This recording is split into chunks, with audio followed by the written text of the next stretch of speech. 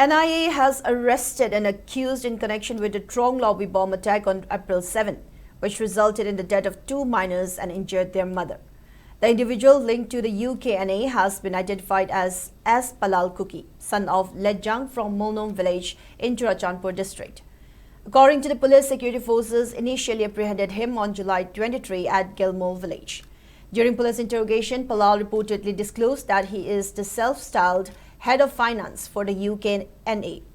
He admitted to involvement in several other incidents, including a bomb blast at Torbung on December 16, 2025, firing incidents in the Molnom area on the intervening night of February 3 and 4, 2026, and an attack in the Kaprang area on July 4 during the Chief Minister's visit.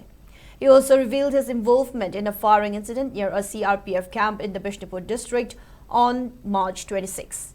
Meanwhile, the Special NIA court in Imphal has remanded Palal to 10 days of police custody.